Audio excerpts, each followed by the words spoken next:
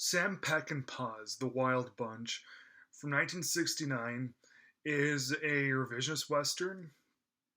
As far as I know, it's a revisionist. I can never remember what makes a Western revisionist as opposed to the non-revisionist Westerns. But anyway, this one is one of the best Westerns ever, really.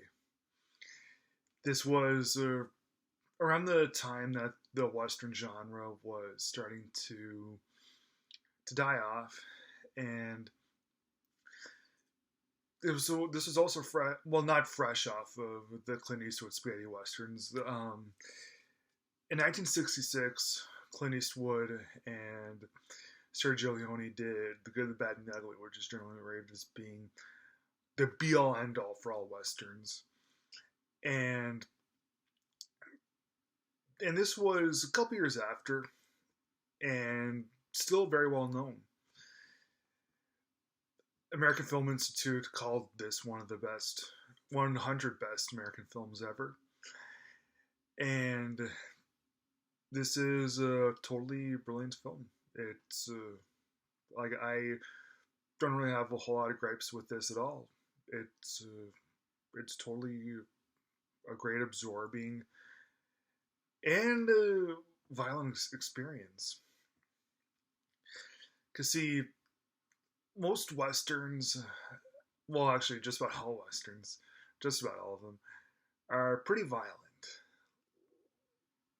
But this one right here really showed the extent of everything. It showed that violence hurts. Violence is deadly. It's intense. It's horrifying, and the intensity of it all. Okay, there's two really strong, extreme action scenes in this. The both at either end of the film, and yeah, they're like both of those scenes are just about as wild and as crazy and as innovative as the action heist scene in the movie Heat. The way that the sound is mixed in this is very unique, and yeah, the intensity of it all, especially for the '60s, uh, just wild. Now, of course, the whole movie is very violent, but the two scenes at either end of the film are those things make it to really those things give it kind of its edge and really make the viewer think, whoa, violence can be that bad. Now, this may not be a war movie. In fact, the film takes place right before the war. Like they talk about the fact that there's going to be a big war happen, the Great War. That's what World War One was known as beforehand. They know that there's going to be a big war about to happen, and right before any of it, we get to know this. So is the movie stars William Holden, Ernest Borgnine, and Robert Ryan. I know that most people know Ernest Borgnine, and most people from back in the day know William Holden.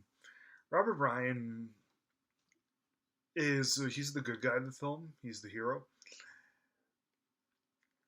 and he used to ride with William Holden and Ernest Borgnine, the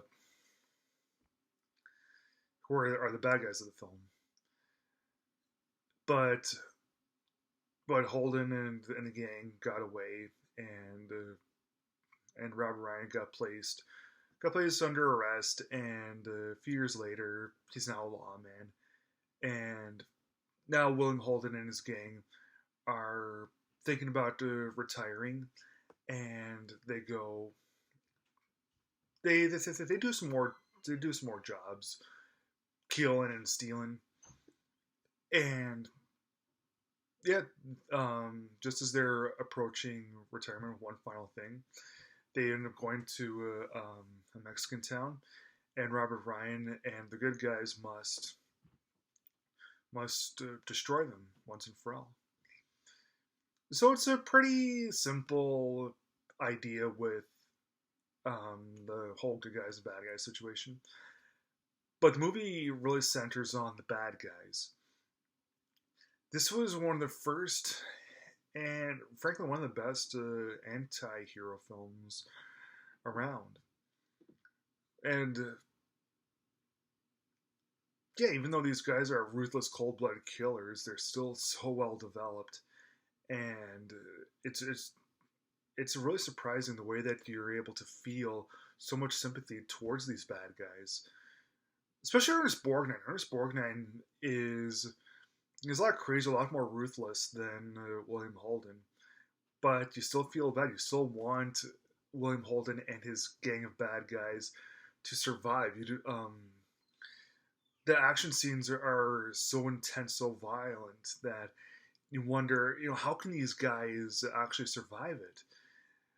But the genius of the writing, you really want Holden and his gang to survive. In fact, you know that they're bad guys, and Robert Ryan and them are all the good guys. But at the same time, you kind of like so much emphasis is placed on these anti-heroes. You kind of want just everyone to go all their separate ways, like the Holden and his gang to go away from Robert Ryan and his gang and just survive. Now I know that may be a little bit of a surprise. Actually, it's not really sending the wrong message. It's just that they just do a better job of getting developed. Yeah, this movie is one of a kind. It may be shocking for especially for its time back in the '60s. The Cold War was happening, Vietnam was going on. Well, 1969, I'm not sure about all those wars and everything, but yeah, this movie deserves its place in history, and I love it to the point where I'm going to give it 4 stars.